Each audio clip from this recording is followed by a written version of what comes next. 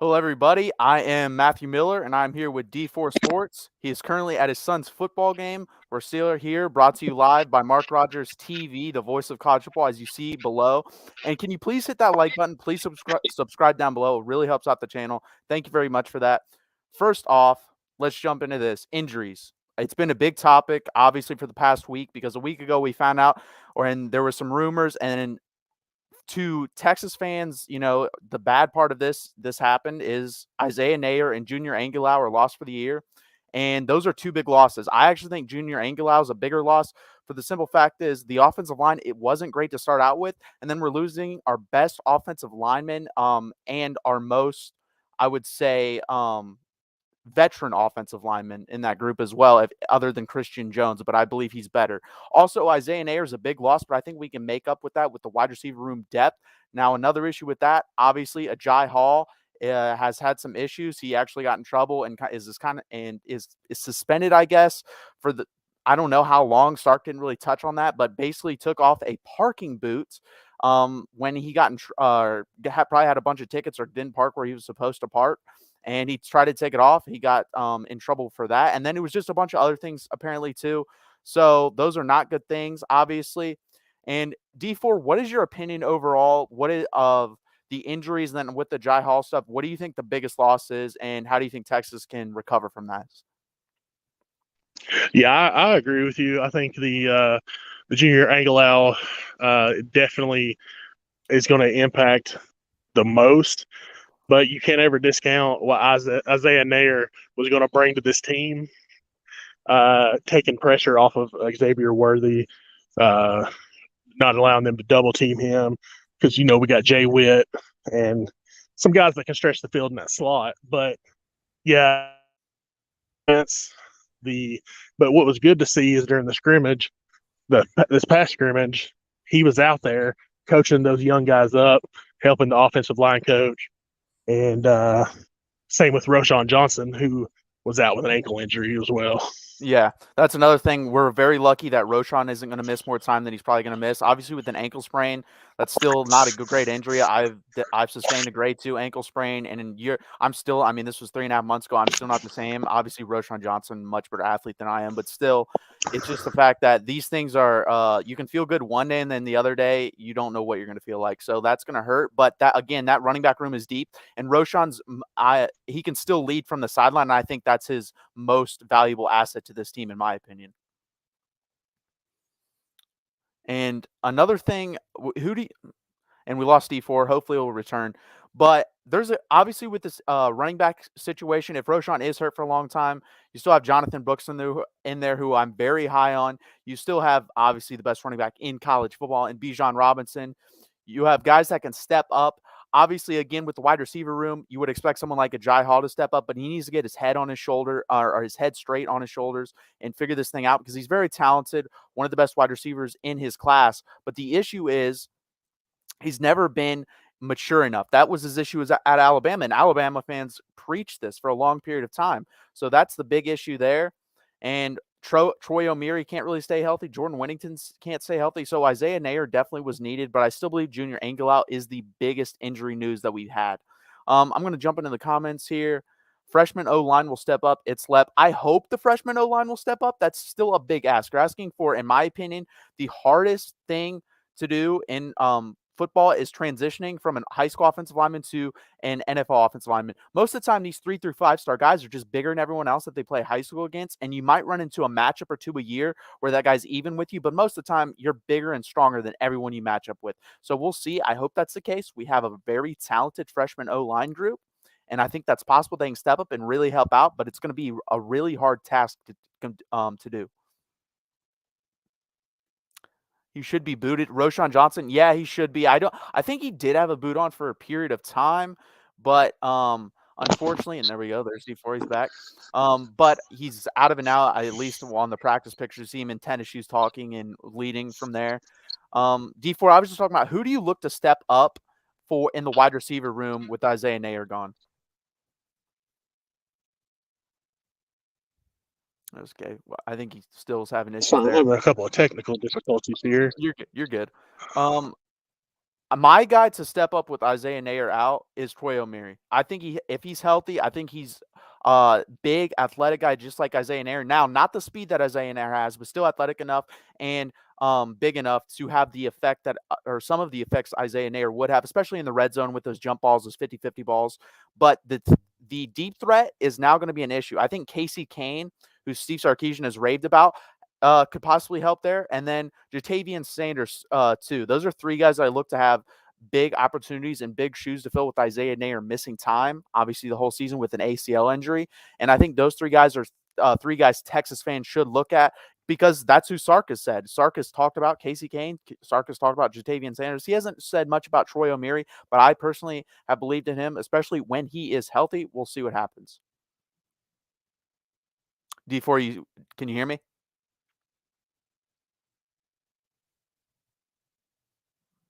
Yeah, I'm gonna have to jump off here and switch to Wi-Fi. Okay, that's fine. I'll be right back. I would like to ask D4 why Texas will not go 5-7, why one of their losses will be to West Virginia. Well, when D4 gets back, he will answer that. But I do believe this will affect our record. I had us going somewhere between 8-4, 9-3. So I believe I take a game off that. I think we're 7-5, 8-4 team now with the injuries we've sustained. I think that's how big of a deal that is. I mean, a game just by two players is a big deal. And especially at a place like Texas. Like if this is Alabama, they have the depth build up through all these classes that they've had to where this isn't going to affect them as much. We have not had that opportunity to build that depth up. And you see that, and you'll see how this is plays out this season. And hopefully moving forward, obviously the 2023 class off to a great start with obviously the headliner being Arch Manning among others. So if we can continue to build the depth up in years to come, this won't be as big of an issue. But this year, I think it will be an issue.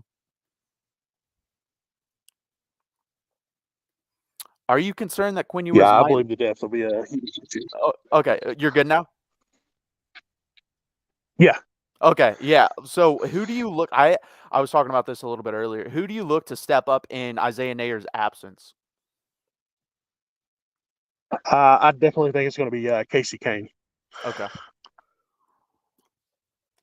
I mentioned him as well. I think him, Jatavian Sanders, and also Troy Omeire, if healthy, are the three guys that I've looked at to make a pretty big impact in Isaiah Nayer's absence.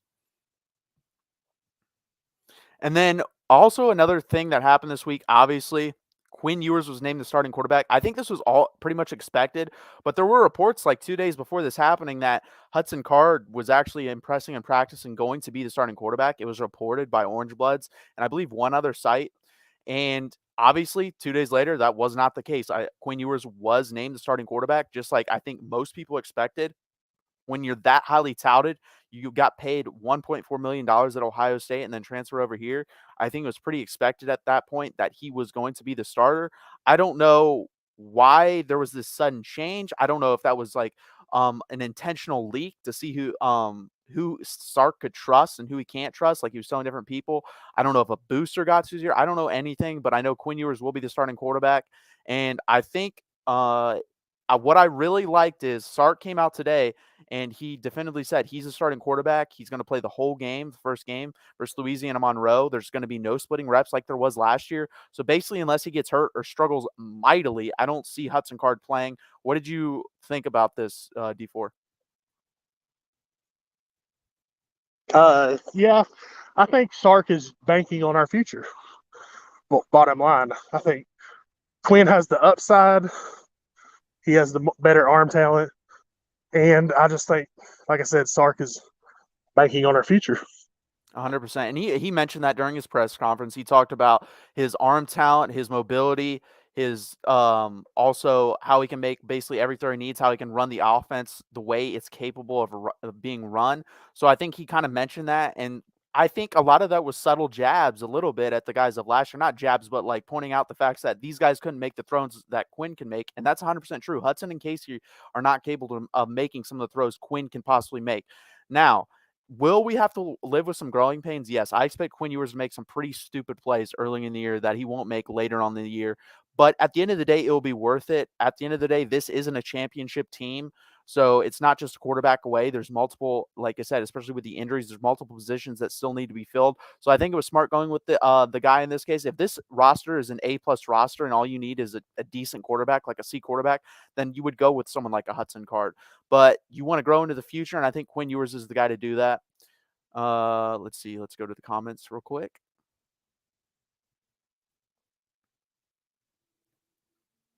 Yeah, I agree with you 100%. If you want to, we seen what Hudson Card had to offer against Arkansas last year.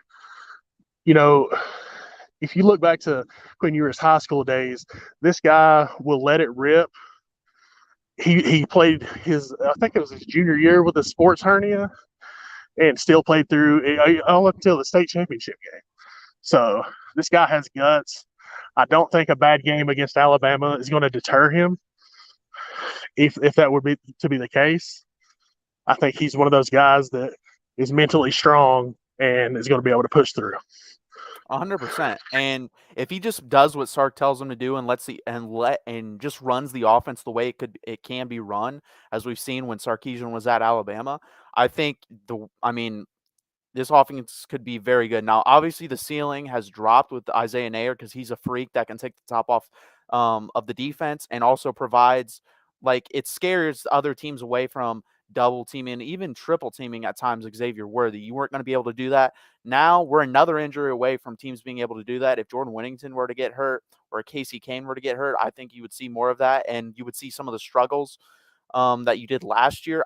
I'm hoping also that the run game is relied upon more and the run blocking gets better, because that was an issue too. We still could not run inside last year. That was one of our biggest issues, and that's something that we need to fix going forward.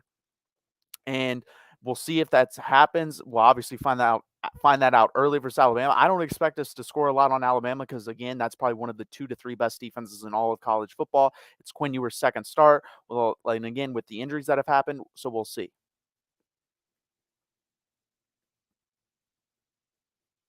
Let's see here.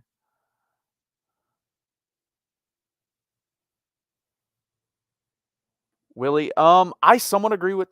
I don't completely agree with this. Willie, Ewers was a solid 4th-string at Ohio State, but he should have been in high school. Probably one of the most overrated high school players in recent memory. You kind of contradicted yourself there because he was a high school player playing in college. So I never thought he was going to start at Ohio State. I never even thought he was going to be I thought he'd compete for the backup position. But then again, he got there a couple weeks before the season started. He got there late. It's 100% what it was a money grab, and that's why he took 1.4 million. I mean, I completely understand that when you're 18 years old and getting offered that money and you can't take it because Texas high school athletics does not allow you to take it, so you have to go to college for it. So I understand it from Quinn.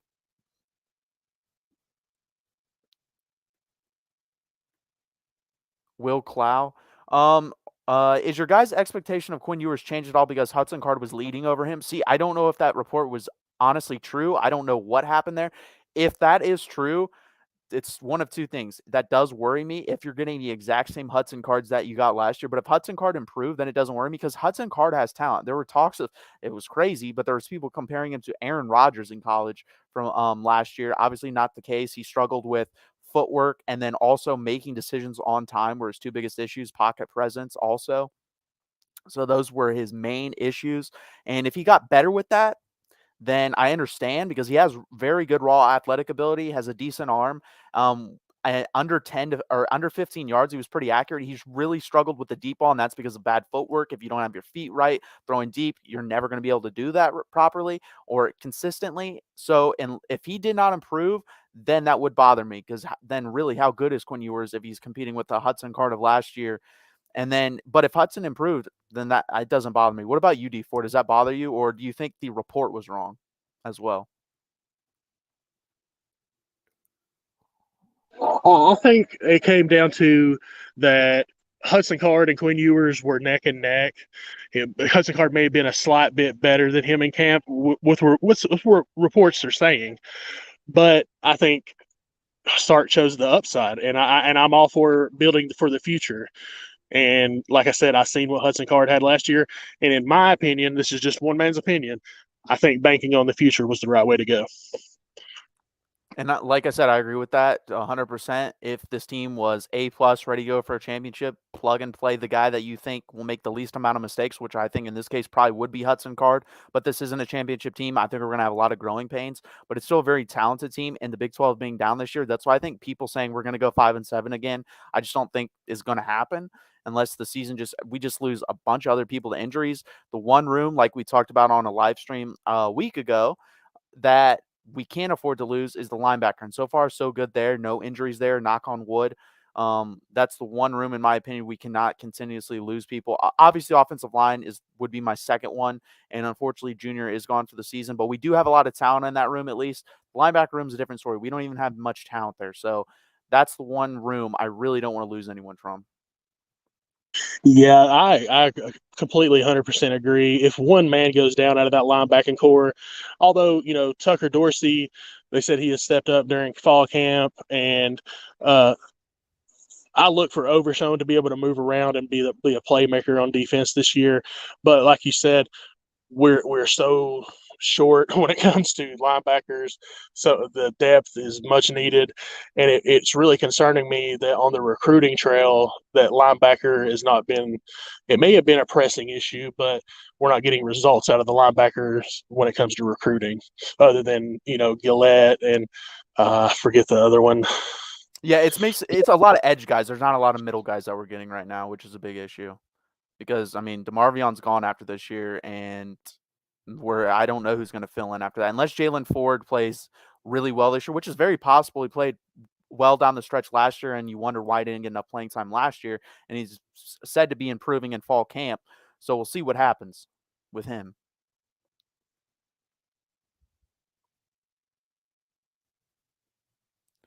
Okay, so LW says Ricks and Jackson at cornerback have been banged up for Bama, and Ricks is having some transitions, picking up the defense. Texas might be able to take advantage of that if they can withstand the pass rush. That's actually, the Alabama secondary is good, but it doesn't scare me. The pass rush scares me. I don't think Quinn in a second game is going to be able to react quick enough, and basically a brand new it is a new offense to him, and be able to make decisions quick if they're getting back there in 1.5 to 2 seconds. He's going to need 2.5 to 3 seconds to make these decisions, and I don't know if he's going to have enough time to do that. It's going to be very interesting. I think if I'm Sark, I'm really pressing the run in that game. I'm hopefully a run game offensive line wise got a lot better, and we can run up the middle a little bit and avoid the edges with Will Anderson, but we'll see what happens. What do you think, D4?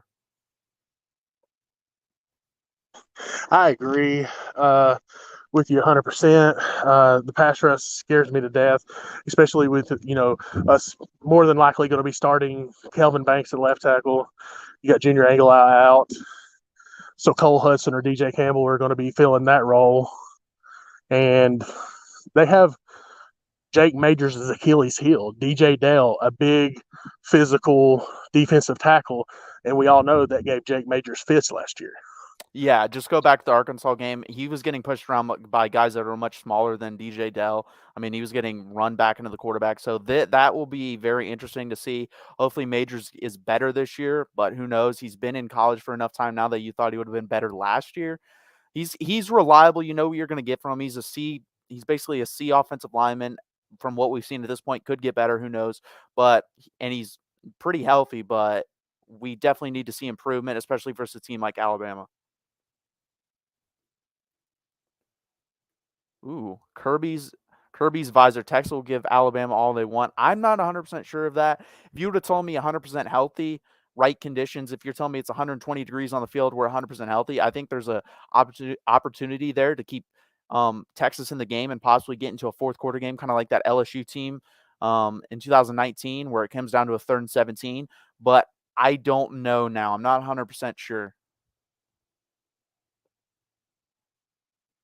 Yeah, the Alabama game, I don't think we should take it as the barometer for our entire, existence of a program. They are coming in ranked the number 1 team in the nation for a reason, and they probably got the top defense in the nation, if not the top 3. Yeah, they probably have the 2 best players in college football. Yeah, exactly. And with Will Anderson and Bryce Young, they reload. They don't rebuild. They reload. So I look for it to be a good test for the heart of our guys, see if the culture has changed, and to see if we can build off of that entering conference play. One scoop, John brings up the point. Sark versus Bama will be interesting. Does his knowledge of the team give them an advantage? I'm sure they've changed some of the stuff. Yeah, and one of the things I think Nick Saban was undefeated against assistant coaches up until last year when they lost to Kirby Smart in the national championship game. So no, my answer to that would be no. In fact, I think it gives Nick Saban an advantage because he probably learned a lot more from Steve Sarkisian than Steve Sarkisian learned from Nick Saban, because I think Nick Saban is quiet. I think he's a lot like Bill Belichick that you see with assistants in the NFL. He doesn't give out the secret sauce, especially all the stuff he does really well. He's not going to give that out to people that he doesn't think is going to be there long term. And also the talent gap. Alabama just has more talent than Texas at this point. If you're telling me the talent gap was even, possibly, but no, I don't think so. One scoop, John. And you're right, Jimbo Fisher beat him last year too. So 2 assistant coaches. He has 2 losses. That's it.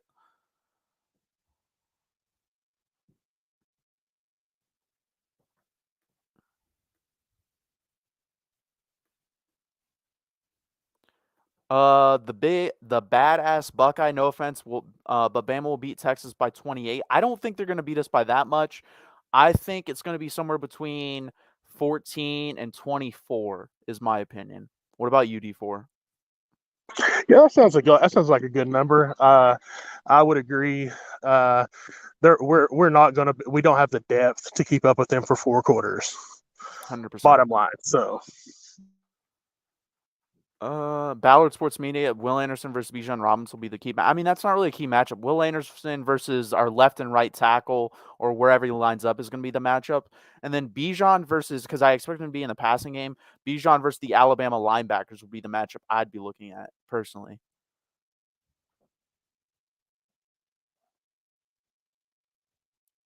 Okay. Norwooding, no. Bama's not scoring 70 points. And Texas is not scoring 13. They'll score more than that. I think the respect issue alone with because Sark and Nick Saban really respect each other. Yeah, so they do. I don't think Nick Saban is hanging 70 on anybody, even if he could. You know what I mean? Yeah, and yeah, I don't see that. I mean, you see, they usually get up versus teams in the second half if they're up by like 4 touchdowns. They'll put in the backups and they'll run it a bunch. So they're not going to do that. It's not going to be 70-13. If you ask me for a score prediction right now, I'd say like 42-24 is my prediction. And then someone brought up, let's see here, Dependent Fanatic. How can Texas underachieve for this long? Michigan did too, but they don't have Texas high school talent. Alabama is going to roll Texas. Okay, first thing, how can Texas underachieve for this long? Because of development and because teams have been poaching Texas high school talent. Look at Ohio State's roster from the Rose Bowl last year. You have Garrett Wilson, Jackson Smith, and Jigba, among a lot of other guys. Now in the NFL, Baron Browning from Texas. Like all these guys are from Texas, and I know this because I live in Ohio. So when I watch Ohio State, it bothers me a lot. I'm watching like a third of their rosters from Texas, and Texas wasn't able to get them. If you look at Alabama's roster, a fourth of their roster from Texas. Like all these schools are poaching these guys from Texas. If Texas could lock down the state of Texas, they'd be fine. And that's actually what they used to do. And they would win a bunch of games that way. But unfortunately, teams have been able to come in and poach. And then the talent that Texas does get, they're not able to develop. And that's been the 2 biggest issues.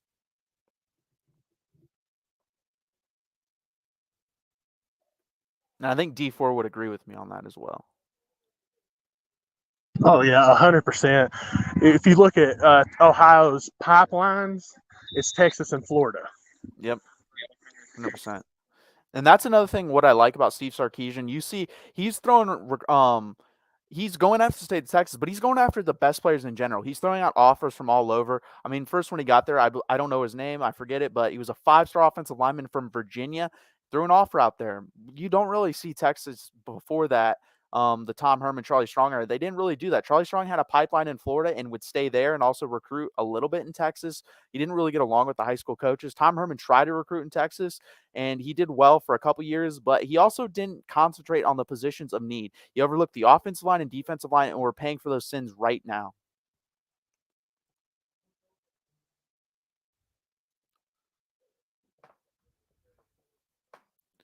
Norwooding. Texas has top 5 talent in the nation. Um, I forget who said someone brought this up too, but if you actually look at the people that have transferred out, who have left, and injuries and stuff like that, we don't have top 5 talent in the nation. If you just go based off recruiting rankings, you are correct. But like I said, transferring the people who have been injured or went to the NFL, we do not have top 5 talent. We also don't have top 5 talent where it matters. Our offensive line is weak, guys. Our defensive line is weak. Those are, in my opinion, behind quarterback, that's what you need to recruit the most because one, the offensive line protects your quarterback, which is the most valuable asset, and two, the defensive line gets to the quarterback, the other team's most valuable asset. That's why you need to recruit those positions so much.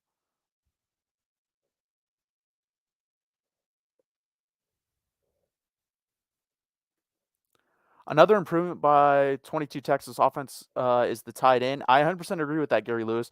Jaleel Billingsley will be used mostly as a wide receiver. I think Jatavian Sanders will be our best pass blocking tight end most likely, but he's also a freak. I don't know if you guys have seen the video of him catching one-handed passes like with ease and then basically running off the field. There's multiple clips of him doing that. He's a freak athlete. He's a good player. He was a great defensive player in high school as well. That's why I believe he was the number 1 rated high school athlete in the country when he came out and committed to Texas. So he's definitely going to be needed and relied upon, especially, like I said, with Isaiah Neyor injury. He's one of the guys I look at to keep up, to fill in for Isaiah Neyor. Statistically, obviously not positional wise, but he's definitely a name to keep or to look out for. Yeah, Jatavion Sanders is going to be a mismatch nightmare for some teams. And I love the fact that we're going to be able to use Billingsley in that slot role or in a, offset role. And we also have Helm, who's a great inline blocker too. So that's going to add another dynamic to our offense. 100%. And I think you'll see hopefully a lot of situations where you'll see multiple tight ends, multiple running backs on the field at the same time. I think you need to get your best 11 out there on offense. I don't think you really need to worry about positional wise. If your best 11 and 3 of them happen to be running backs, put them out there because you have to find production wherever you can get it and just put the best players on the field and work your system around that. See what plays you can draw up with that. You have what you have right now going into the season is what you're going to have. So you have to work with what you have. And then obviously recruiting wise, build towards your system. But what you have right now is what you have. You can't complain about it. Roberto LeBron, they recruit every year. Texas is good recruiting, but to the level these other teams not good enough. We recruit with the best of the other teams at every other position other than offensive line and defensive line. Again, go look at recruiting rankings. Texas hasn't had an offensive lineman drafted in the first round in over a decade. So we really need to work on development at those positions. We got 7 guys in that class, 7 very highly rated guys. If we can develop 3 of them, that's a win. And that's what we're hoping to do. Defensive line wise, we're still looking for those guys. We really haven't recruited that well there, other than Justice Finkley and Byron Murphy. Those are 2 guys that come to mind, but we still need more on that side of the ball, especially pass rushing wise. Corey Peacock, I beg to see double back with Bijan and Roschon every game last season. I would like to see double back with Bijan and Keelan because those 2 guys, first off, Bijan's very explosive, and then Keelan is just fast. Keelan's probably one of the 2 or 3 fastest players on this team, and it would be awesome to see those guys in a 2-back set. But I would be fine with Roschon too, Jonathan Brooks, whoever you want to put back there. But I think 2 would be very awesome. You could draw that up. You could also put Jordan Whittington in the backfield. He used to be a really good running back in high school, kind of did it all. So you can do a lot of different things. I'm hoping for a little more creativity from Sark this year. We saw a lot of creativity in the Oklahoma game, but outside of that, I really didn't see much.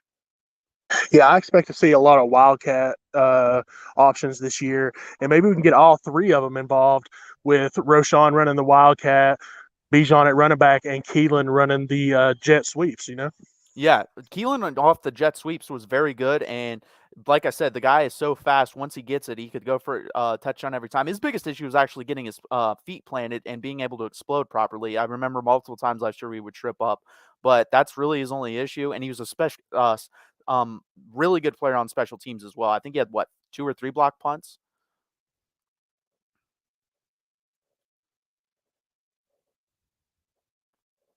One Scoop John, just like Mark Rogers, aka the only reasonable Bucknuck on Steve D's, or as Steve D says. And again, please hit that like button. Please subscribe down below. Mark Rogers does a great job here. He has all these other channels as well. If you want to go over there, hit their like button, subscribe. Go over to D4 Sports channel, hit his like buttons on his videos, watch them, subscribe as well. It really helps out all of this content that these guys are trying to build. So thank you for doing that. Sorry, guys. I'm in and out and very choppy when it comes to my reception right now. Like we said earlier, I'm at my son's JV football game, still trying to do the show, and I'm trying to input as much as I can, but I'm not able to because of the noise. And Dependent Fanatic, thank you. I really appreciate that. I do. I love my team, but I'm going to be realistic because at the end of the day, we get better through realism. Like if I just live in fantasy lands, think tech's the best thing ever, and we have nothing to improve on, that doesn't really.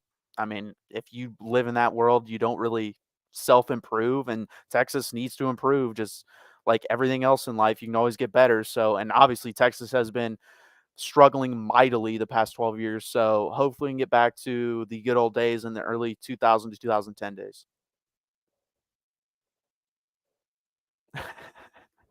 Apocalypse Sal, have fun with that mullet wearing weasel, Longhorns fans.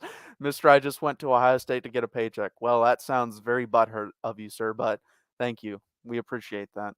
But you're not wrong on the paycheck thing, but I mean he's 18. What do you want him to do? I'm not turning down $1.4 million at 18. I wouldn't turn $1.4 million unless there's something like morally that goes against my morals or ethics. I would turn it down, but he took it to sit behind and play football. I don't see any issue with that.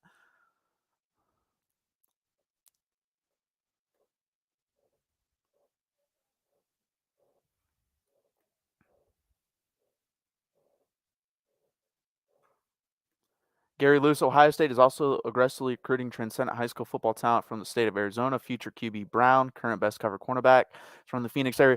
Arizona has been on the come up from high school talent. You got Bijan Robinson, you had Braden Liebrook at Texas. Unfortunately, injuries have derailed him at the tight end position. Then you also have Jake Smith, who again injuries, but when he's healthy, he's a very good player. Spencer Rattler's from Arizona, so there's been a lot of talent the past 5 years that have come out from Arizona.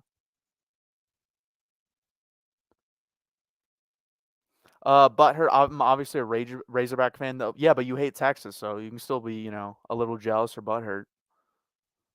Corey Peacock, can't wait to see mullet wigs being sold. That will definitely happen. That will be interesting. I won't buy one of those, but it definitely will happen. If Quinn Ewers was smart, he should have released his own brand of mullet wigs. One Scoop John, let them get a paycheck. Everyone else is cashing in off of college football. I agree with this to a certain extent. I do believe it's out of control to the certain point where guys are getting $5 to $10 million a year just for coming in out of high school. I think that's kind of dumb. I mean, it's up to them. They can pay them whatever they want. But at some point, that's going to come crashing down because 2 or 3 of these guys aren't going to pan out. And you basically just gave them some $10 million to sit on the bench and be terrible. So something's going to happen at some point to where there's going to be contracts written up, and it's basically going to come like the NFL, or they're just going to stop paying these guys so much money, and you're going to have to earn your money on the field. Like after the season, they'll pay you.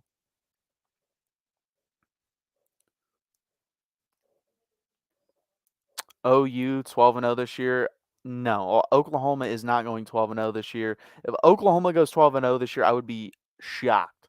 No coach in their first year at a program has done that well. If you look at the history, it's usually year 2 is when you see these guys take off to a certain extent. OU's not going 12-0 in a Brent Venables first year. Not a chance. No. If OU wins 10 games, it'd be a very good year. Corey Peacock, where does this $3 million come from? Others report Ewers made. I don't know. I only heard about $1.4 million. I didn't hear about the $3 million at Ohio State. I mean, a lot of it comes from, I know, car dealerships, other things, boosters, obviously. Those are the 2 biggest ones. I know the car dealership, I forget where it's located exactly, but it's in the Columbus area. That's how CJ Stroud got his really nice car and a bunch of money. So I think that's one of the ways. Corey Peacock, every Sooner fan thinks without knowing. I mean, you could say that about most fan bases. I don't think that just resides with Oklahoma fans, but that works. Yeah, Miles Brennan did. I mean, to be fair to the guy, he played football for 6 years. He clearly doesn't love it. There's been reports of that where he likes to hunt more than he likes to play football, which is fine. And he did. I mean, yeah, that he did quit and then still got to keep the money. But I mean, he was there for 6 years, so I think he deserved some type of money for that. But hey, like I said, these companies, these boosters have enough money to spend. If they want to spend it that stupidly and throw it at college football players that could do that, that's on them. That's not on the kids. If you throw money at someone, most likely they're going to take it.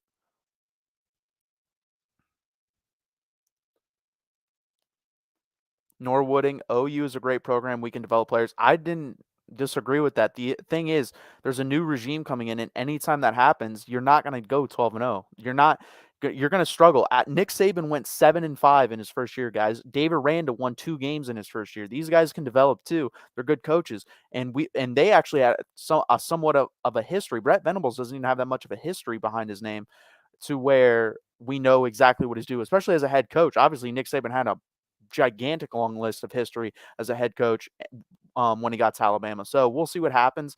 I'm not saying you guys are going to fall off a cliff and go 6-6 or 7-5, but I think you'll win 9-10 games. Yeah, I think they're going to be a solid program, but there's no way. And they could even win the Big 12. Yeah, but I don't exactly. see them going 12-0. No. If Texas fails to make a bowl game again, will Sark get fired, or does he have one more since he has Manning coming there? So in this scenario, if they go 5-7, miss a bowl game again, I don't think he gets fired, but that does, in my opinion, that would put a question on, even if Arch Manning, that would be the one scenario where I think I could see Arch Manning possibly decommitting. I don't think that's going to happen. Like I said, I think the floor for this team is 7-5, just because the simple fact of statistics, when you have that many close games, automatically going in the next year, 1 or 2 of those is going to flip. And I also think the talent's better from last year and the culture is better. So I really don't see this team going 7-5 in any scenario. I think 7-5 is the low point, in my opinion.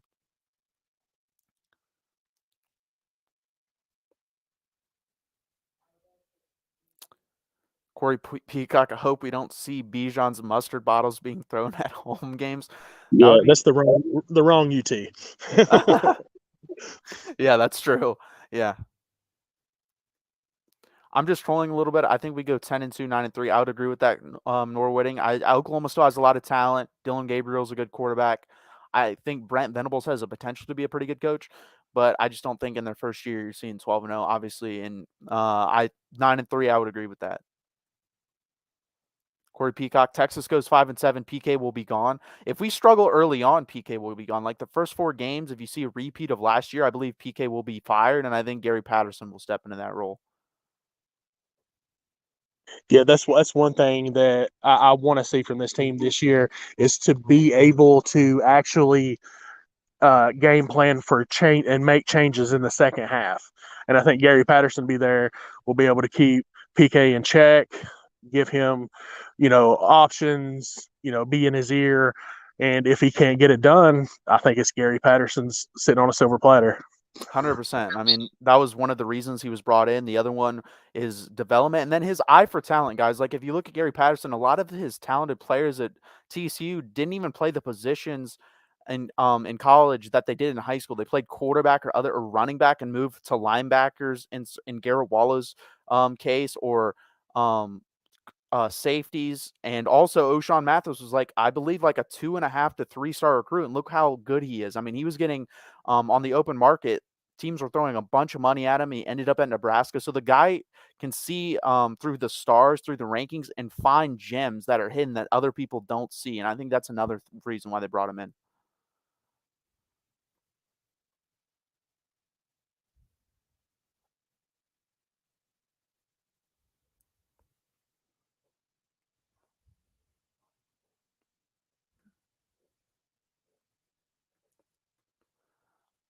I'm with, but if they continue to do teams like Kansas, a lot of short-term fans will be calling for his head. Maybe Kansas is more talented than we realize. LOL.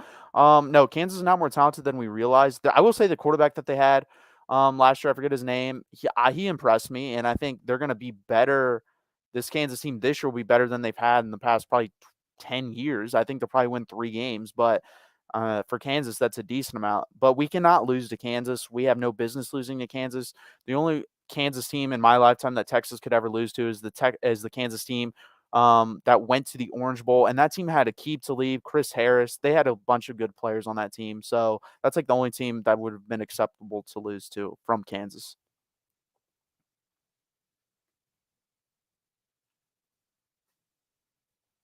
Yeah, people don't realize that last year Kansas really came on strong at the end of the year. Like Corey Peacock just said, "Oh, you struggled with Kansas last year as well." They did. Yeah, Kansas wasn't as bad as a typical Kansas team. The 2000, what was that, 16 or 15 loss with Charlie Strong was way worse, but it's still unacceptable to lose to Kansas. There's no doubt about that. We shouldn't have lost to them.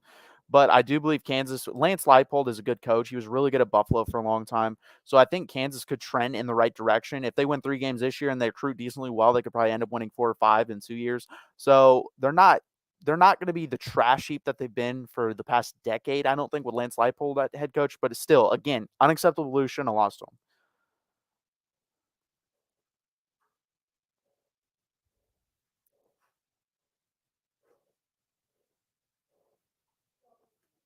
Want to see Dart going over the top early to Thompson in game 1.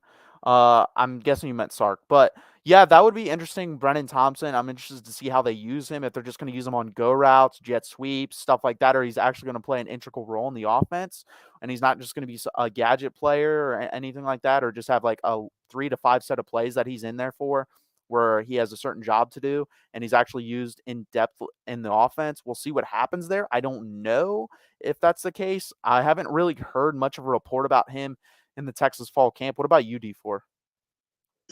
Brendan Thompson, right? Yes.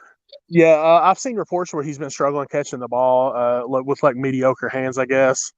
They said the speed is real. I know that there was a report that Quinn Ewers hit him on a beautiful corner route that he did very well on.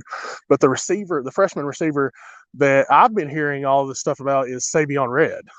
Yes, he has been impressing. I mean, Jordan Whittington, I think this is high praise and it puts a lot of expectations on him, but said he reminded him of Deebo Samuel. So it'll be interesting if they use him in that type of role where they could use him as a running back, wide receiver, just use him wherever. But he was a good player. I think he was only a high 3-star recruit, but I think he was a little bit underrated. He's one of those players that didn't get bumped up in the ratings like some Texas players do. I think he was actually one of the ones that was underrated. Oh, I agree 100%.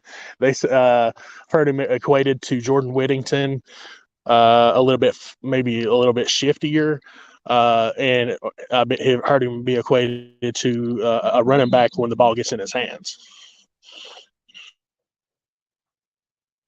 Charles T, I learned in the past it's not good to doubt OU because it'll come back to bite you. I agree with that. There's been years in the past where OU has definitely been looked down upon and then been very good. But I just don't see, guys, again, look around college football. Usually when teams change coaches, I can't think of an occasion unless I Urban Meyer's the only one I can think of where it turned around right away. That's the only time. Even Nick Saban wasn't able to do that. Kirby Smart struggled in his first year at Georgia. So I just don't see that happening with OU guys.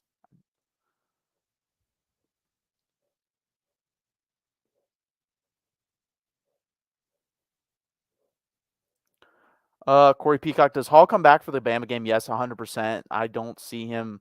It wouldn't even shock me if he's back for the Louisiana Monroe game if he plays in the second half. Like it's just a half game where he sits out. We'll see though. But yeah, he's 100% back for the Alabama game. I don't see him missing that game. Do you, D4?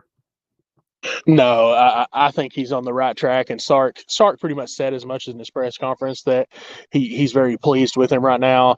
So I look for him to be back sooner rather than later.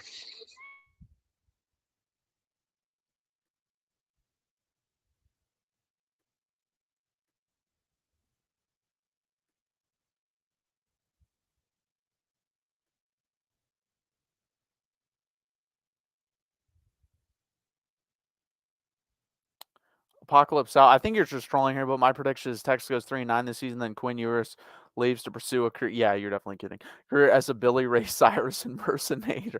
Okay, that was pretty good. But if we go 3-9 this year, it will be very interesting. I don't see a possibility of that happening. Then again, last year I didn't really see anything lower than 6-6 when we went 5-7. So who knows? But I fully believe this team should be no worse than 7-5.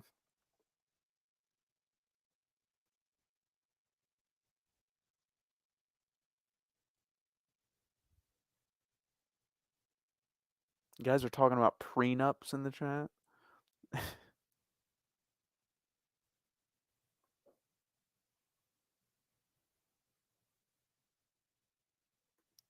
I hope Hall plays like he did in the Natty. Drops 3 easy catches, huh? I mean, yeah, he did drop a lot of balls. He's very talented. He gets open and then when he catches the ball, he does very good things in space. But that's his issue, is catching the ball, and then also just staying, like I said, just keeping his head on straight and doing the right things on and off the field. That's his biggest issue, and I really do believe psychologically, when you're dropping balls on the field, it correlates with the stuff he's doing off the field, where he's not like being responsible, basically. And I think he really needs to get his head on straight. Hopefully Sark can get his head on straight, because he's very talented. I hate to see guys like that struggle. I mean, there's so many guys like that in the past in college, or even when they get to the NFL, where something goes crazy and they just lose it, and they have all this talent and they just waste it. I don't like to see that, but that could happen with the Jai Hall. I'm hoping it doesn't. I'm hoping he gets his head on straight and we see the talent play out on the field, because he's a very talented player.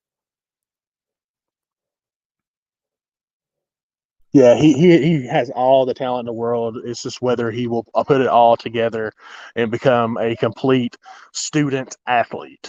You know what I mean? No, 100%. I mean, he's just as talented, in my opinion, as Xavier Worthy is, but he doesn't have the maturity that Xavier Worthy has, and he hasn't been able to put it together on the field like Xavier Worthy has. Exploring with Ben and Sam, outside of Bama, what is the scariest or trickiest game for Texas this year, and your own opinions? For me, the trickiest game is at Kansas State. I believe it's after the Oklahoma State game. I think that's our trickiest game. I can't really think hard after Bama. There's no like games that just like chalk up an L. Like Bama's the only chalk up an L on our schedule. The rest of them, I'm not saying there aren't hard games, but they're games that we can compete and win. The trickiest game for me though is Kansas State. What about you, D4? I would go with Kansas State as well, and I think the Big 12 is as open this year as it's ever been, due to the fact that you have Baylor lost a lot. You have uh, Oklahoma State lost a lot, lost their defensive coordinator. Oklahoma lost a ton. So Kansas State, having one of the top 5 backs in the nation, and we know how our defensive front was last year. And with Martinez being that shifty quarterback, it's definitely going to be a dangerous game for us going in there, especially if we have any injuries or dinged up at linebacker. 100%. Charles T, I know I'm a Longhorn fan saying this, but we have a chance against any opponent we play. We have to be mentally tough for 4 quarters, and when adversity hits, embrace it and counter it. I 100% agree with that mentality, and that was our biggest issue last year, is when any adversity hit, we kind of just gave in. And I would disagree with, I don't think even if we gave it our best shot, played our A game, if Alabama plays their A game, they still beat us by 2 to 3 touchdowns. So that's the one, but every other game is a winnable game. Like if Texas could range anywhere from 7-5, in my opinion, to 11-1, I just don't see that happening. I think 8-4 is probably what's going to end up happening, and I'm 100% fine with that.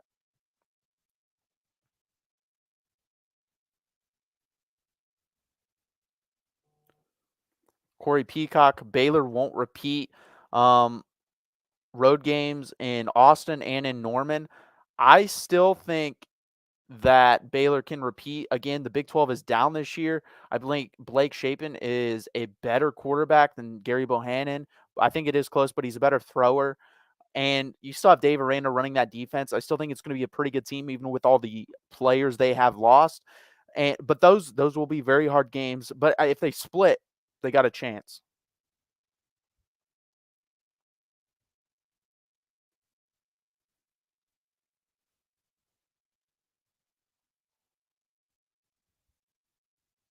Will you guys please hit that like button again? This is Mark Rogers' channel. He brings you great content. Hit the like button, subscribe down below. Go over to the Texas channel. Please subscribe to that, like it. He has a list of other channels. Subscribe and like those videos as well. He's trying to grow the biggest and best brand of college football on YouTube. Please hit that like button. Please subscribe down below.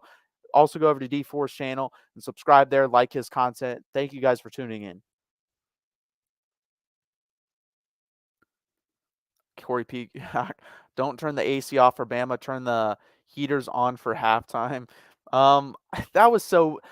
I still don't know why Orgeron said that. That isn't true. Literally every other coach has disputed that. I don't know why he said that. Maybe the AC wasn't as strong as he wanted it to be, but they did not turn off the AC for LSU. We appreciate that, Norwooding. Coming from an OU fan, we appreciate that.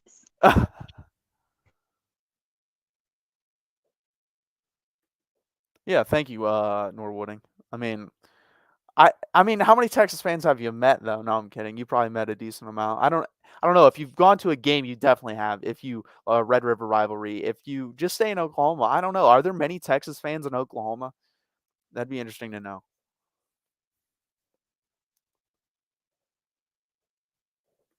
LW. Ed O just has the Coke sweats. No comment. I don't know. Ooh, Norwooding. Okay, that's sweet. I go to all the OU Texas games. Okay. Then you know a decent amount. Is the Big 12 the conference with the most parity? It seems like anyone could beat anyone. I would agree with that this year. The Pac-12's always been like that, but yeah, if you're just talking about this year, I think the Big 12 might have the most parity. I think there's realistically, like, just going through my head, is there a scenario where Oklahoma could win the Big 12? Yes. Is there a scenario where Texas could win the Big 12? Yes. Is there a scenario where Oklahoma State, Baylor, Kansas State could win the Big 12? Yes. So that's 5 teams right there. I think those are really the only 5, but that's still 5. Literally almost half your conference could win the Big 12. Am I forgetting anyone, D4 that you think could win the Big 12 this year? I see. Let's see who else you named. Texas, Oklahoma, Oklahoma State, Baylor. Baylor, and Kansas State. I said I could see scenarios. Yeah, I don't really see anybody else sneaking up there and get it. But I mean, when you have your top 5 teams there, that has a shot, I think that says you have all the parity in the world. Yeah, 100%. I mean, if you look at the Big Ten, they really only have, in my opinion, realistically, probably only 2, Ohio State and Penn State. I don't think Michigan can win it. Let's see. The Pac-12, I think you have Utah, USC, and Oregon. The SEC, Alabama, Georgia. I don't see really anyone else I could say. People are saying Kentucky. I just don't see that. All this hype for Will Levis, I don't get. He's, from what I've seen, wasn't very good. He wasn't good at Penn State. I know that. I watched a lot of Penn State football being in the Midwest. So no, in the ACC might be competing with the most parity. There's a lot of teams in there that could win the ACC, in my opinion. Corey Peacock, I don't see. He brings up West Virginia D4. I don't see West Virginia winning the Big 12. I don't see it unless JT Daniels has like a Heisman season, which I just don't see. So I don't consider them a threat to win the Big 12.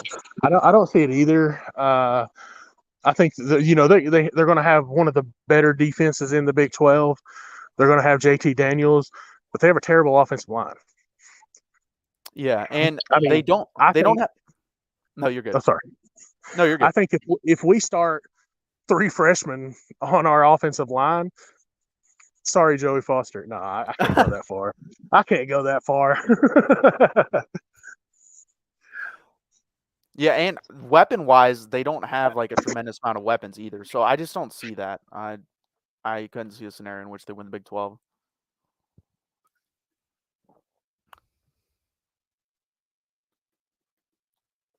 I don't agree with Oklahoma State. They lost their defensive coordinator and best defensive player, Spencer Sanders, turnover machine.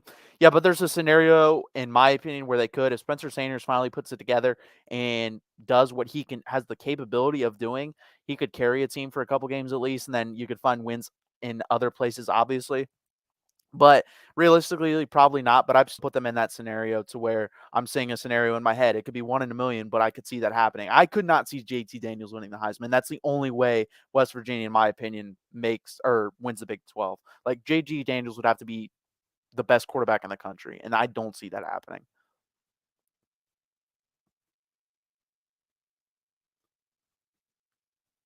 Is this real? Does Colin Cowherd really have Texas number 4 in the top 25? He really does. Oh, my. Unfortunately, he really does. And that has to make him the butt of every joke. This is what I hate about. I hate it too, man. It's people say that Texas fans are delusional, we're this, we're that. It's not us, it's the media. Yeah, it is. It's every year. Texas is back. Literally, other than Sam Ellinger, the only people that said that was the media. We never said that. We have never said that. Being back to us is in a 3-year stretch, if we get to 2 Big 12 championships games and win one of them, that to me is then I'll be like, okay, we're back. We need but we haven't even been close to doing that. So I don't understand why this keeps happening. We're not doing it. Why it happens, I know why it happens, because Texas is the biggest brand in college football, makes the most money. So people put them out there to get clicks. And that's what I hate about just like, I'm actually a journalist major, and I absolutely hate stuff like that because I'm not like that. I would not put stuff out there just to get clicks. I would not do stuff like that just to get clicks. But I know that's how the world runs nowadays. You put flashy stuff in the headlines that people will click on and read, and that's how you make money. But I hate it. Okay, well, they're saying it's a fake list anyway. Oh, okay. They said that he came out and said he didn't do it. Okay, thank God, because Texas in no scenario, you could have told me the offensive line would be realistically, I think the best the offensive line you could hope for is a average college football offensive line this year. If you told me that, and then Quinn Ewers was as good as advertised and we stayed healthy, I still don't think we're a top 4 team. We're a top 10 if that were to happen, but we're not top 4.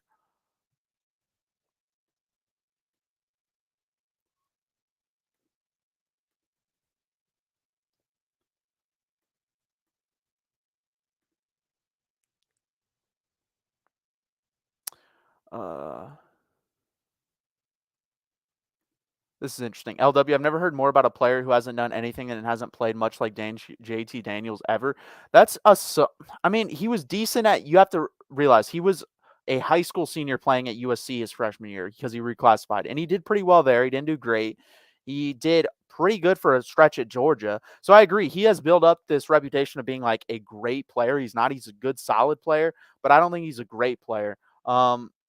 But it definitely is interesting to say the least. He has built up a sort of a reputation to be like the savior of certain programs. Would you agree with that, D4? Yeah, Ben says Ewers, but nobody's hyping him up on our side. We're just waiting to see what he does. But yeah, I believe JT, as injury prone as he is, and are you going to be ever going to be able to keep him on the field to be great? One just came up to me, actually. Spencer Rattler, Pro Football Focus, has that man on a pedestal like I've never seen. They put him on every freaking list, even after last year. It's kind of a joke, and it kind of pisses me off that he's a good player. I think he's actually gotten a little bit too much hate, but to have him on the list of top 5 quarterbacks after last year, that's a gigantic issue, and you cannot have him. Anthony Trash, I believe his name is, Tresh, is for PFF, and he keeps doing that, and it's quite annoying. Yeah, I would go outside the top 10 at best. Outside the top 10. I would agree with that. Do you believe Utah is overranked? I do. You do. I didn't say I do. Okay, so if you told me Utah played in any other conference other than the Pac-12, I would say yes. I think you have to, in my opinion, when you rank teams, have to put into account the schedule. Because in my opinion, if I'm preseason ranking somebody, if I were to preseason rank teams, I would base it off what I think they're going to end the season as. With Utah's schedule, they could easily go 11-1, 12-0. Like, their schedule's not hard. It really comes down to the fact that, do you believe in Oregon? Do you believe in USC? If you do, then they probably end up with 1 or 2 losses. If you don't, they could go 12-0.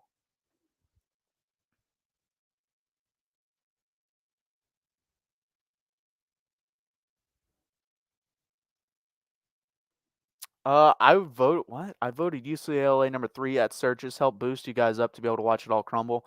I have no clue. I shouldn't click on it because I have no clue what you're talking about there. If Utah was in the Big 12, they'd be 8-4 to 9-3. I agree with 9-3. I think that's what would be. I think they'd be 9-3, 10-2. They'd mix right. Like, if they're in the Big 12 this year, I would throw them right in the mix with the 5 teams I mentioned to compete for the Big 12 championship. I think they would be right there. They'd be in those top 6 teams now when you add Utah. But the Pac-12 is just so bad, guys. Like, Washington used to be a power. They're not that good anymore. Washington State has a new coach. They have I forget his name, Cam Ward, I believe his name is, transferring from Incarnate Word. He can sling it around. I think he's going to be good offensively like they always are. But there's just certain issues, man, and I just don't see I don't see, like I said, Utah, and they've also been built up, and I just don't see them competing for a college football playoff. I think they will compete for the Pac-12 championship, but I just don't see them competing for the college football playoff.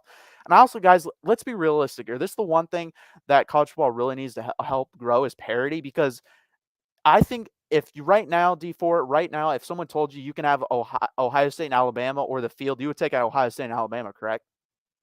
9 out of 10 times. No, I would take them every day. I'd bet my house that Ohio State or Alabama is going to win the national championship. I don't see another team that I don't see a third team. I really don't. I don't see a third team that could win the national championship.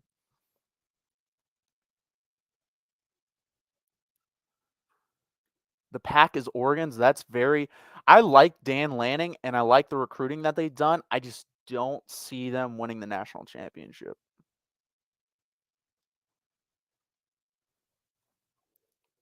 Norwooding, I think, well, how many teams would you want a new playoff? We actually discussed this on the other live show. I want 10. I like 10 because you can have 2 buys for the first 2 seeds and then have 3 play 8, 4 play 7, 5 play 6, and then go on from there. That's my opinion. And I think the first weekend should be held at the college teams, like home field advantage, and then you can put them in different places throughout the country. But that's my opinion. I think D4, you said 8, correct? Yeah, I'd rather go with 8, but I love the idea of having home field advantage. Yeah, I think that'd be really cool. I think it would bring new excitement and also get more people to watch. And that's also a way to increase parity, because when you have more brands competing for a national championship, when you can actually pitch to a kid, hey, listen, our team made the college football playoff last year. You can recruit towards that. That really helps out. Whereas right now, there's only 4 teams that you can say that about every year. And 3 of them, basically, it's always been Clemson, Ohio State, and Alabama. Those are 3 have a gigantic and tremendous advantage with that.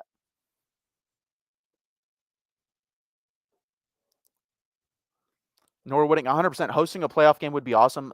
Especially like imagine you're hosting a playoff game and it's Texas versus Alabama in a playoff game at Alabama. You know how cool that would be? That'd be really awesome. And I think it'd be something that would really help influence and build a brand of college football. And I think to make all this happen, you're gonna need a commissioner at some point for college football, because I don't. A lot of these people are greedy and they want what's best for their programs, as they should, and their teams in their conference. If you get a commissioner that just rules with equal opportunity for everyone, that would help out the best.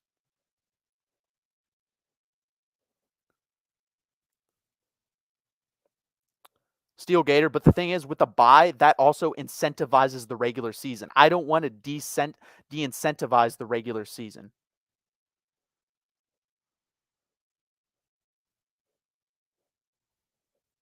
Exploring with men and Sim. I nominate myself for commissioner of college football.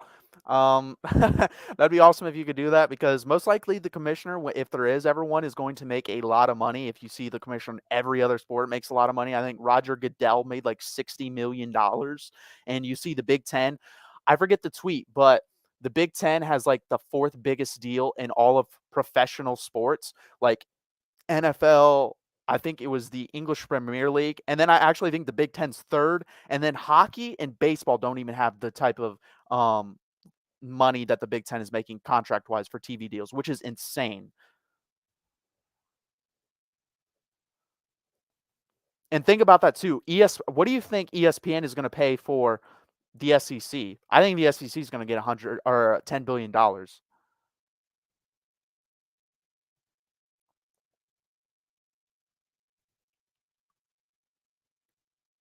Shouldn't Lincoln Riley elevate their offense? Yeah, I think the offense for USC would be very good.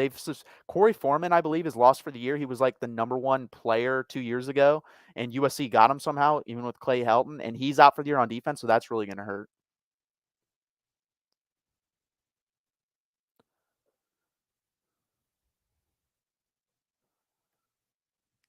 To Corey Peacock's question, will it help OU and Texas recruiting sooner we get into the SEC? I think it's already helping us going to the with the kids just knowing that we're going to the SEC, because we're getting kids out of Florida and Kirkland and Baxter Jr. and we're getting kids out of Louisiana, which is 2 states that we really haven't ever recruited very well. It 100% is helping, but I think what would help the most is if you had a set date where you knew exactly when we were going to come out. Obviously, 2025 is the set date, but that really doesn't influence most of these guys because that would be like their senior year basically, and that doesn't really help. That's why I'm hoping it's actually a year earlier. Well, it'd be the guys that committed this year would be basically like their senior or junior year, but I don't. That's what I'm hoping we leave earlier. I think it is going to be cool. I don't know if you're on the same train as this D4. If we're in with because I believe Cincinnati, BYU, Houston, all those schools, are they coming in next year to the Big 12? I don't quote me on this. I thought it was 2024. I may be mistaken. Okay, yeah, I'm not 100% sure either. I'm kind of like on a toss up here because I think Is it that'd be cool to be in that conference for 1 year with those guys. But someone in I the don't know. comments? Correct me if I'm wrong. It may be 2023. Yeah, because I think it was 2024, and then something happened where they made it earlier than it was going to be. I'm not 100% sure. But I think that happened. I don't know. Okay. Yeah, yeah. Like I said, I may be wrong. I haven't looked at it in a while. So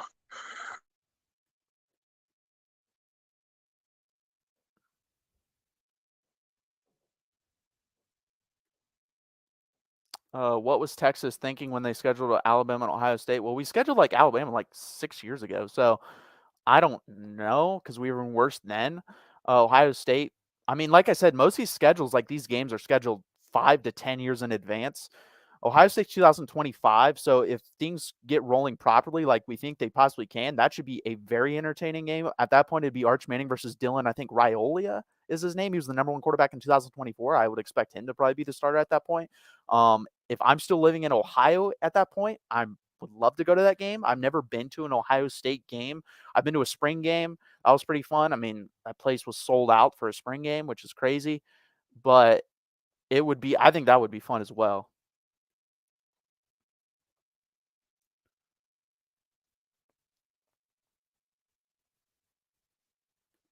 Wouldn't the season matter without buys too, but with that though by being ranked higher and playing a lower ranked team in the playoffs? Yeah, but you're still relying on a committee to rank those teams. You're not relying on a committee to get a buy. That's my argument for that. In my opinion too, I hate the committee. I wish we still had the BCS system, but it obviously just expanded teams. I don't like the committee personally.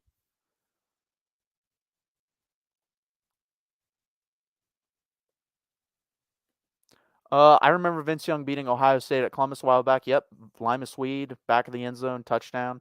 Yep. I was I was let's 8, I think, when that game was on, and I did not have control of watching that game. So and my parents wanted to go out, it being late in the summer, and basically the end of summer, so they went out, and I had to go with them, and I wasn't able to watch that game unfortunately, which sucked. But I've obviously watched the highlights, watched partially the full game on YouTube, which wasn't fun because you know the result, but it was a very entertaining game, very good game. Two very good teams. And actually, realistically, I think if Troy Smith plays that whole game, I think there's a really good chance Ohio State beats that Texas team. I know it's sacrilege, but I forget what the quarterback's name was, but he was terrible.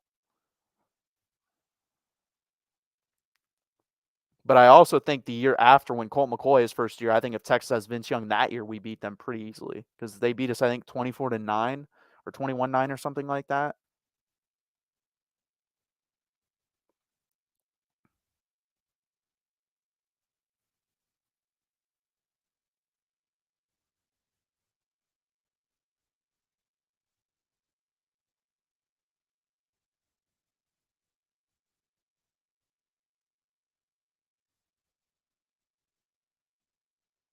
Hmm.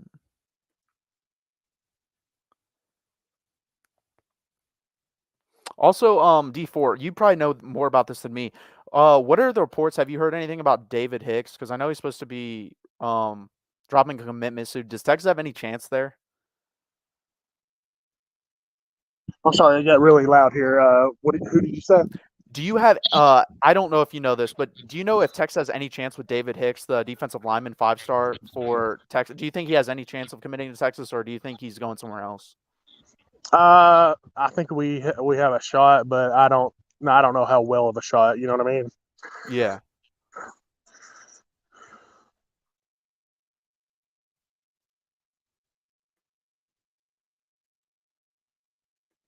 Valai does not seem to stay at places long. Valai is terrible. Jay Valai was not good at Texas. I don't know why Alabama hired him.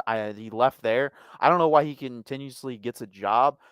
It's one of those things that really frustrates me about college football and the NFL in general. Once you get in the club, it's like you're going to get a job no matter what. You can be terrible at what you do, but you'll keep getting recycled as long as you stay on everyone's good side and kind of kiss ass, even if you're not good.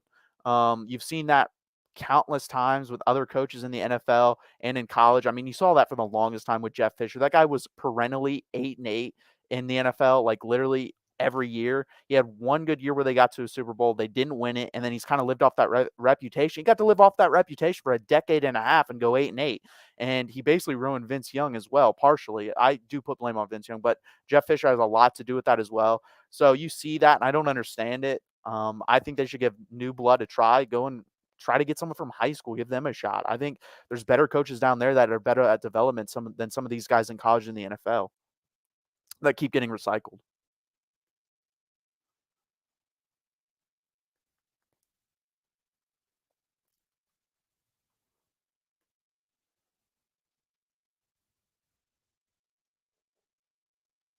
Oh, here we go. LW, what D4, what's the score in your son's game? They're winning or losing? Yeah, they are winning 7-0 in the third quarter. He has a sack and a blocked punt. Oh, that's sweet. What grade is you said JV, so what is he, He's sophomore? freshman. Freshman. Freshman? Okay. Yeah.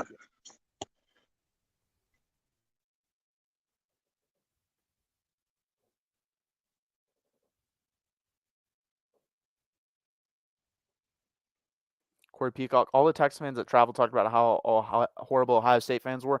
I believe that. That's actually why the biggest reason, not the biggest reason, I like Texas, and that's why I became a fan, but why I was never really swayed to become an Ohio State fan, which would have been easy to do living in Ohio. They're very obnoxious and annoying. They're very arrogant, and I think it's kind of one of those things where it's like the only thing they have here, basically, like especially in Columbus, so they latch onto it and they treat it like God.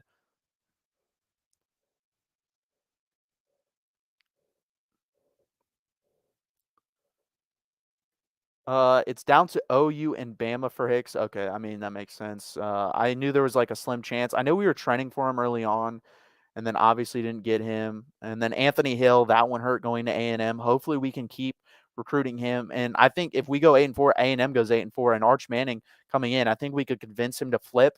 But if A&M has a really good year, he'll probably stay.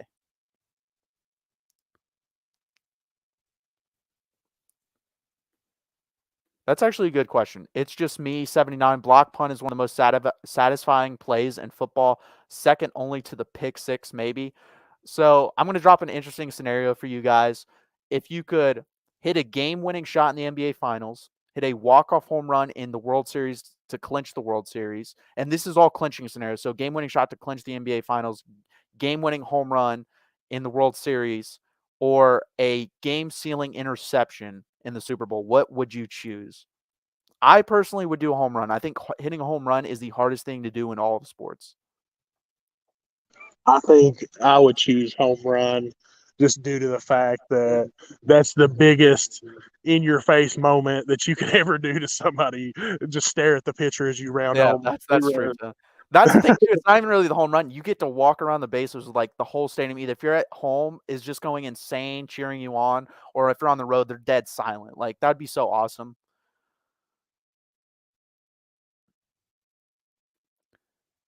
I'm from Ohio. I know Columbus is a big city. I'm not saying it's not the only thing to do. Believe me, Columbus is a nice place, but I'm talking about when it's your only sports team, really. They have the Clippers, but that's a AAA baseball team. You're not going to care about that as much. Um, then that's what you it's like Austin. Austin has a lot to do, but Texas is the professional sports team. I think there's a lot of correlating there. I've never been to a Texas home game, so I don't know how they treat away fans like so and I'll find out. I think I'm going to the Red River rivalry this year, so that'll be very interesting to see what that is like, the atmosphere and everything. Crap. I didn't crap on I'm from Ohio. I didn't crap on your alma mater. I didn't say it was a bad school or anything. I didn't even say Columbus is a bad city. I like Columbus for the most part. I've had a bad experience in Columbus, but we won't talk about that. Making a half court. Yeah, but I didn't say half court three. I just meant like your average walk off shot. Yeah, half court, that's different. That'd be pretty cool to win an NBA finals like that. But I'm talking just your typical 3-pointer or mid-range jump shot. You're right, you have the Blue Jack. I forgot. My bad. The Red Rivalry is insane. I'm hoping one day it's played at night. I think that atmosphere would be insane. I know people say the area is bad, but the thing is, do you think Baton Rouge at night is any less dangerous than Dallas than that area of Dallas? I don't.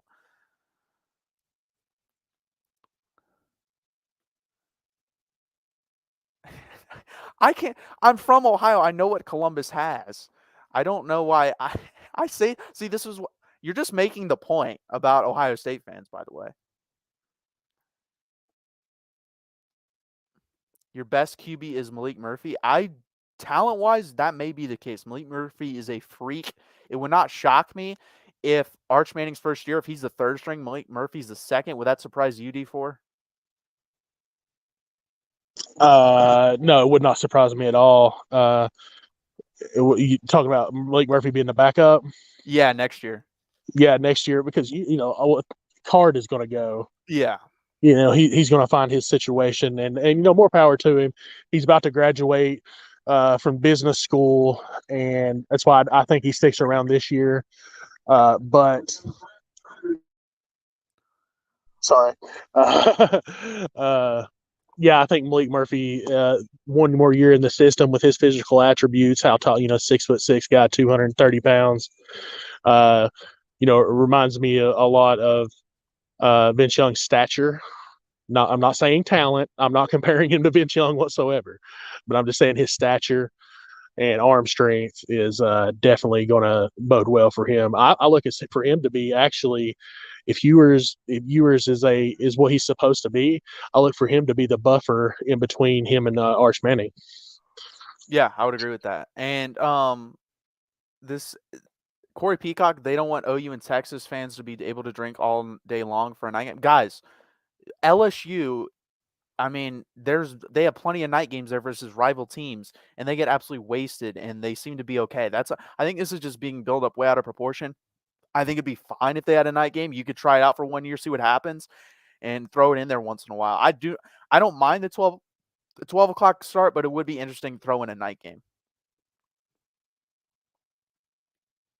Can you think of a situation where Quinn Ewers stays for 4 years and hampers Arch's growth? No, I cannot. For the simple fact is, if Quinn Ewers stays for 4 years, that means he's starting. And if he's starting at Texas for 4 years, then and with the talent he had in high school, because people do look at that. There's guys that have gone from high school to college as like a 5-star recruit, been average, and then still get drafted in the NFL in like the 3rd and 4th round. If he's starting at Texas for 4 years in that scenario, he would have been long gone before that, because he has the pedigree of high school plus playing at Texas for those years leading up to that. I don't see a scenario where he could stay at Texas for 4 years. Do you use D4? I just don't see the scenario with all the talent he has. If he stays the starting quarterback, we never know. Maybe the guy flames out. You know what I mean? We don't know the future.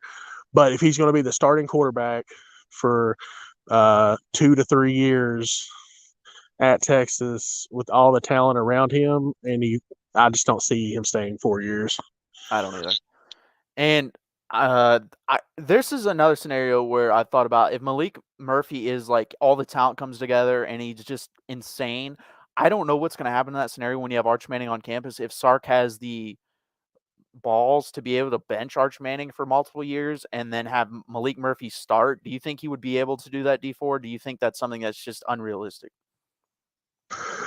It's really hard to say. Like I said, it's kind of like predicting the future. I don't think Manning sits long. I don't think as well as he's done his recruiting and as humble as the kid has been through the recruiting, I don't think he's going to sit for 3 years.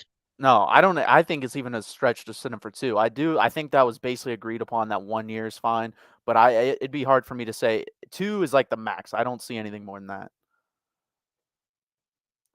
It's just me, 79. If you're talking about Ohio in general, Ohio has like 8 presidents.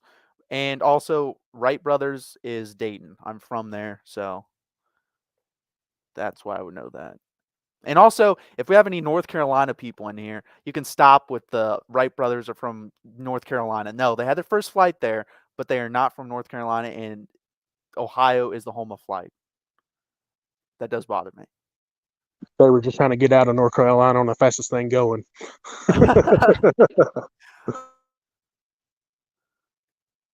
I see Murphy getting in and out doing well. I think Manning is going to have it rough. Folks are going to figure it out quick.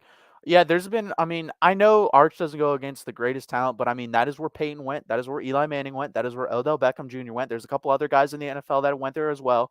So I agree, but the pedigree is so good, guys. And I think he has a lot of talent. He's a big bodied guy. He's got a strong arm. He's accurate, and he's got a lot of experience to draw from his uncles. It's hard for me to imagine that he's just flat out bust. I don't think he's a bust. Is there a world where he's just like, you look at him, he's like, he's pretty good. Yeah, I could see that. I just don't see bust there.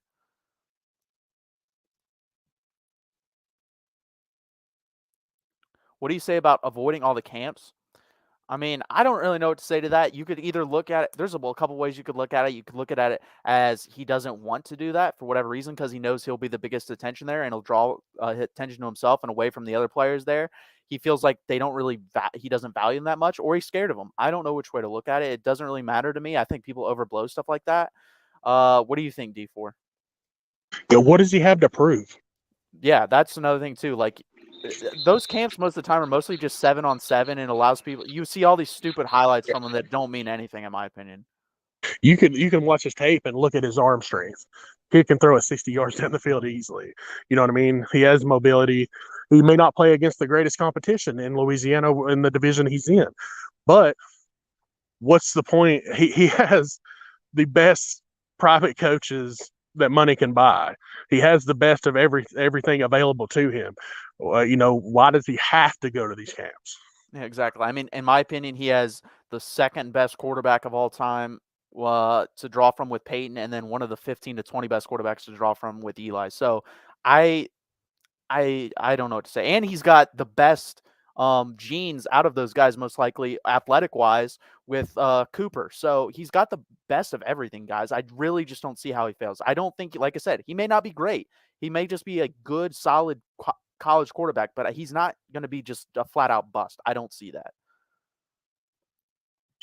I have one thing to say to Jay Shives in the comments. If he were at Georgia, your head coach does not know how to pick a quarterback to save his life. He has a 3-star grass cutter playing quarterback for him. So yeah, that's the thing. Actually, at Georgia, you're right. He would ride the bench because Kirby Smart puts the best quarterback on the bench and starts the worst guy. So you're right. He would ride the bench. Because guess what happened? Justin Fields rode the bench, transferred better than Jake Fromm. Jacob Eason better than Jake Fromm. So I don't understand. Yeah, he might ride the bench, but Kirby Smart can identify basically every other position on the quarterback. He's so bad at that.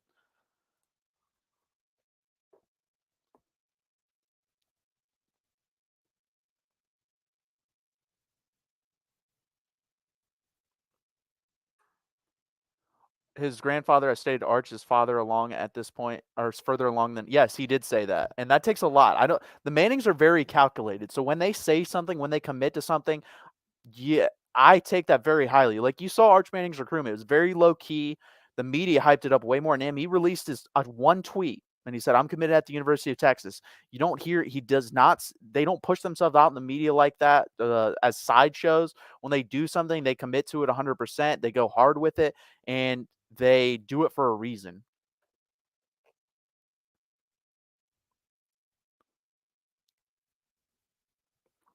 Is Kirby smart? Kirby's a great recruiter. He's good at recruiting most positions. He cannot his weakness is developing and finding the right quarterback. I mean, and the offenses they run there, they just don't run offenses that promote the strengths of their quarterbacks or the strengths of their wide receivers and stuff like that. That's why you see guys like Jermaine Burton transferring from Georgia and going to Alabama. Jermaine Burton could play himself into the first round if he has a good year at Alabama, and I could see that because he's very talented. You see George Pickens, what he's doing with the Steelers. That guy's going to be a steal. I believe he's drafted in the third round. That's a first round talent that Georgia wasted away because they didn't know how to use him. But defense-wise, won't say anything. Kirby Smart is very good on that side of the ball. He's probably the best defensive mind other than Nick Saban in college football. He may even be better than Nick Saban.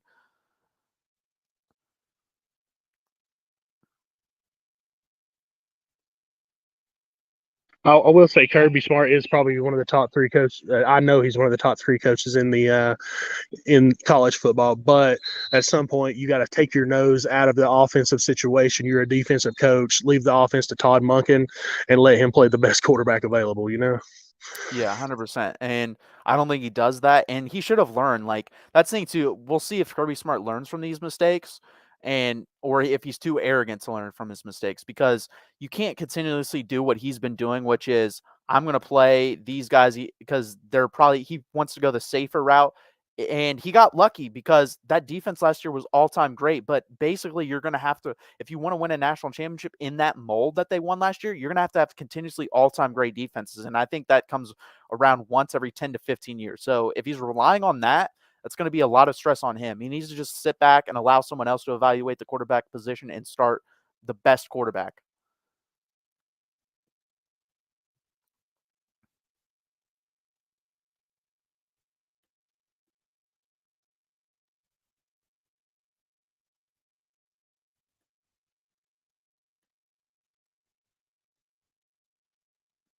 100% Corey Peacock.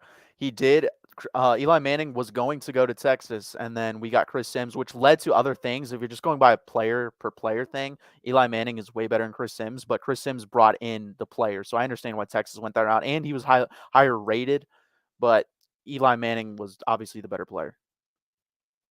The way I look at it, Arch is doing the same thing. He's bringing in the recruits that want to play with him. Even if he doesn't pan out to be the guy, you have to look at it this way. He's bringing in the talent, and if we don't have a backup, wow, okay. If we don't have the backup plan in place, that's on us. 100% agreed. Yeah, because that's the thing. In your scenario, whoever kept bringing that up, that Malik Murphy's better, then if Malik Murphy's better, guess what? Arch Manning brought on this talent for Malik Murphy to use. So in the end, it still works out.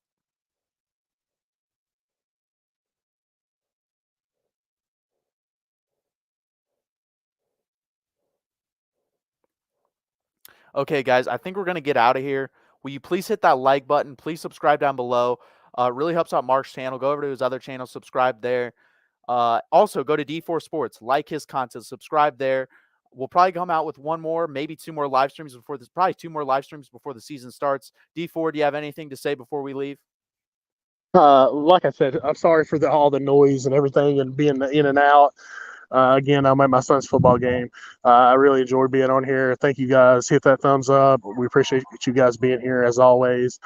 And y'all have a great night. And next time I'll be at my setup. And last but not least, hook 'em. So we'll see you guys later probably next week sometime. Thank you guys. Hook 'em.